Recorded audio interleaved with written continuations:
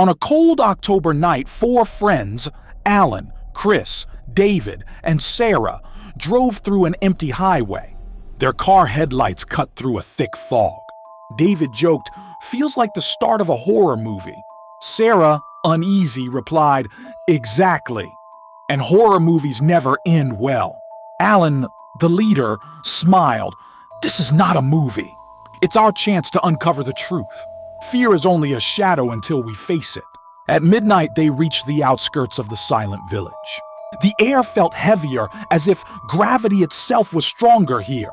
An old wooden sign lay half-broken, "Turn back. No one leaves after midnight." Chris laughed. "Creepy. Locals must love scaring people." But Alan noticed deep claw marks across the sign. He stayed quiet.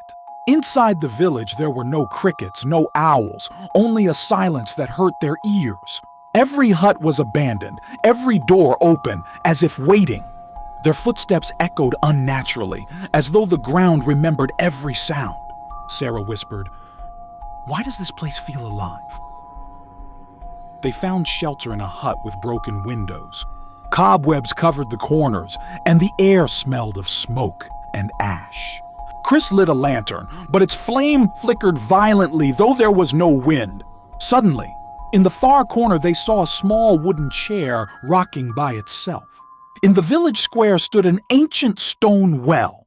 The chains around it were twisted, as if someone had tried to lock something inside.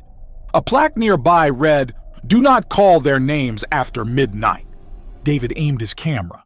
Through the lens, faint faces appeared inside the darkness of the well, children staring silently. At 11:45 p.m., while recording inside the hut, a soft voice called out, "Sarah!" It came from the well. Sarah froze. Chris laughed nervously. "Great effect. It's like the village is part of our film crew." But Alan's face turned pale. As the clock struck midnight, the air grew ice cold. The lantern blew out. Children's laughter filled the hut. Small hands appeared on the dusty walls, red and wet, as if painted with fresh blood. Sarah screamed. David replayed his footage. The camera showed dozens of children surrounding them, though the hut looked empty to the naked eye. In a nearby hut, Sarah found an old diary. Its pages revealed the village's dark history.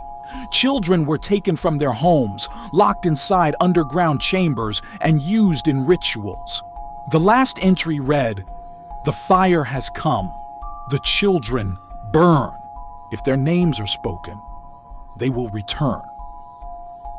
Suddenly, lanterns lit themselves in every abandoned hut. Shadows moved behind shattered windows. Figures stood at the doors, watching silently. Chris shouted, "This is impossible! They're everywhere!" The friends ran, but the path back had vanished. Only fog stretched endlessly. As they wandered, whispers followed them. "Play with us. Stay with us." The fog thickened, shaping into small figures of children reaching out their hands. Alan held the group together. "Don't run! Fear feeds them. Stay strong." Back at the square, the well roared like thunder. The chains rattled violently. Alan screamed, "Don't call their names!" But David, panicked, whispered the name he had heard earlier, "Sarah!" Instantly, ghostly children swarmed from the fog, dragging David toward the well. His screams echoed until silence. Inside another hut, Sarah found a cracked mirror. When she looked into it, she didn't see herself. She saw Alan, Chris, and behind them, a crowd of burnt children smiling.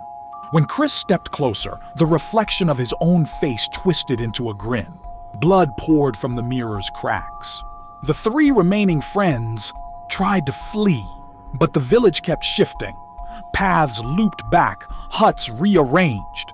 Alan realized this village doesn't exist in our world anymore.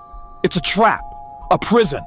He looked at Sarah and whispered, "If one of us stays, maybe the others can escape." Alan walked toward the well. The children's voices grew louder. "Stay with us. Forever." He turned back one last time. Fear only wins if you let it. Live for me, tell the world. With that, he let the shadows pull him into the well. The chains snapped shut. The village grew silent again. At dawn, Chris and Sarah found themselves back at the highway, shaken and broken. Alan was gone. The police later reviewed their footage. The final frame showed Alan smiling inside the well, surrounded by children's burning eyes. Fear will always be there. It's part of being human. But courage means stepping forward despite the fear. Alan faced his fear and saved his friends. A reminder that strength is born not in comfort, but in struggle.